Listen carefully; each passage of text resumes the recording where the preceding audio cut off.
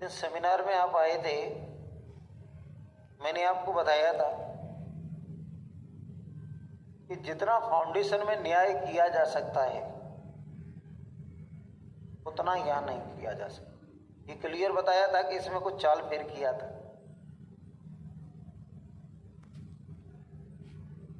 क्योंकि फाउंडेशन में क्या है, तब भी मेरा प्रयास रहता है कि ये जो टारगेट है उसको भी टारगेट की तरह ना पढ़ाया जाए, चाहे भले ही लेट हो जाए, वीडियो देनी पड़े, लेकिन तब भी क्या है कि कुछ फायदा हो जाए। लेकिन मैं कंफर्टेबल था ही नहीं कभी भी, क्योंकि यहाँ क्या है कि जितना डिटेल में आप पढ़ाना चाहते हो उसके लिए समय सीमाएं होती हैं। क्योंकि इसमें फाउंडेशन वाला एक दो बैठ जाता है तो वो तब तक कहता ही रहेगा, तो फिर बताना भी पड़ता है। लेकिन तब भी आप ये सोचिए कि एक जगह मैं आपको 10 से 11 महीने पढ़ा रहा हूँ और एक जगह अगर मैं आपसे क्या है कि 5 से 6 महीने पढ़ा रहा हूँ, तो कहीं ना कहीं दोगुने समय का अंतर है।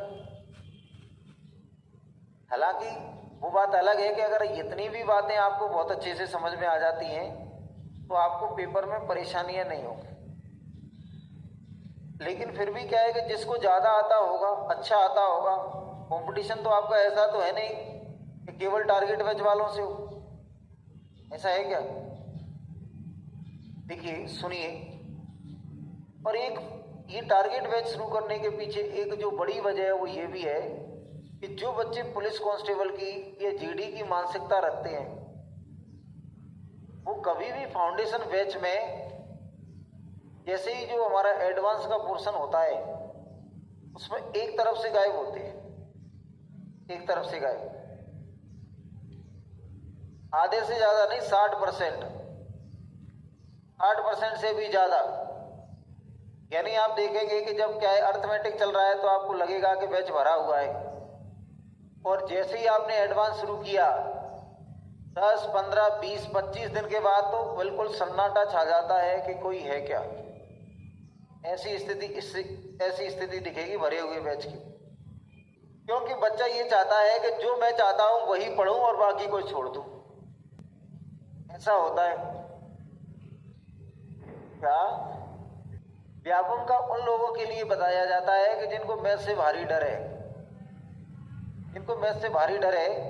अगर ऐसा होगा, मैंने क्या है कि मुझे जहां तक याद है मैंने एक बार पढ़ाया था 2015 में, टारगेट बैच पढ़ाया था फॉरेस्ट के लिए, क्योंकि 14 से मैंने पढ़ाना स्टार्ट किया था और 15 में मैंने फॉरेस्ट के लिए टारगेट पढ़ाया था। तो तब मुझे क्या है कोई भारी तजुर्बा तो था नहीं, तो मैंने लगभग जितना उस समय पढ़ाता था पूरा फाउंडेशन की तरह पढ़ाया, लेकिन उसमें मैंने 3-3, 4-4 घंटे की लगातार क्लासें ली और उसका असर ये हुआ कि उसमें से मैक्सिमम बच्चों का जो भी क्या है कि पढ़ गए थे उनका भला हो गया।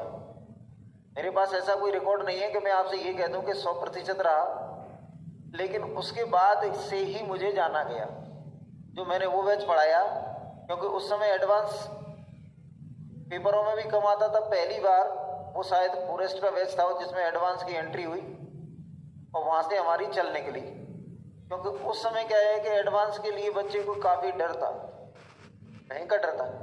लेकिन मुझे इतना समझ में आ गया कि एक एक बैच को 1 घंटे की कह के और फिर 4-4 घंटे पढ़ाना बड़ा कष्टकारी होता है, बच्चे भी परेशान होते। तो फिर मैंने क्या है कि पढ़ाया नहीं। फिर उसके बाद मैंने टारगेट बैच पढ़ाया है, इससे पहले वाला बैच 2020 में। उसके बीच में कोई भी टारगेट बैच पढ़ाया नहीं।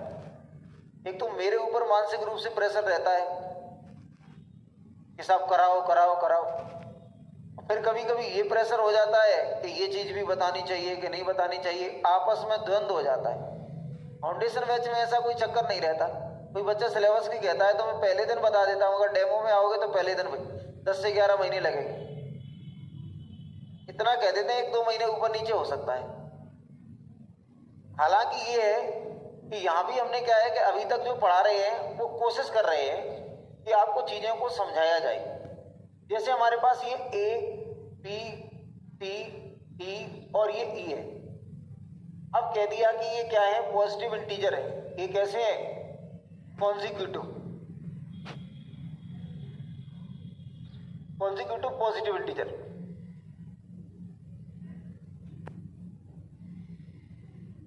जिनको मैथ से डर है, जिनको मैथ से डर है वो भारी डरे हुए हैं, तो उनके लिए ये बैच क्यों ठीक है? क्यों? क्योंकि वो 1 साल बैठ नहीं सकता, 1 साल बैठ नहीं सकता, और उसमें हो सकता है वो आधा सिलेबस पढ़ के ही निकल ले। यहां 6 महीने में आपका इतना हो जाएगा कि आप ईमानदारी से मेहनत करोगे तो पेपर क्लियर कर लोगे, इस बात की भी गारंटी है। अगर लेकिन मेहनत आपको बराबर करनी पड़ेगी। वहां तो जबरदस्ती से एक ही चैप्टर के क्या है 100 क्वेश्चन इसके मान लीजिए पढ़ा रहे हैं, तो इसमें डबल पढ़ा रहे हैं जस्ट। तो 1 क्वेश्चन कराया जाए, 2 क्वेश्चन कराया जाए, तो कुछ तो अंतर आता हो कि नहीं आता है। लेकिन फिर भी आप देखिए पेपर, आप तो क्वेश्चन लगाइए प्रीवियस ईयर। मैं तो आपसे ये कहता हूं कि मैंने मान लीजिए आपको क्या आधे समय पढ़ाया उसकी कंपेरेटिव में, लेकिन अगर आप व्यापम का अगर कोई भी क्वेश्चन आपका छूटता है तो उसकी जवाबदेही मेरी है। आप क्वेश्चन तो लगाइए, कोई भी प्रीवियस ईयर उठाइए व्यापम का और क्वेश्चन लगाइए। जो नहीं आता है उसको बताइए कि इस तरह के क्वेश्चन नहीं बन रहे हैं इस चैप्टर में।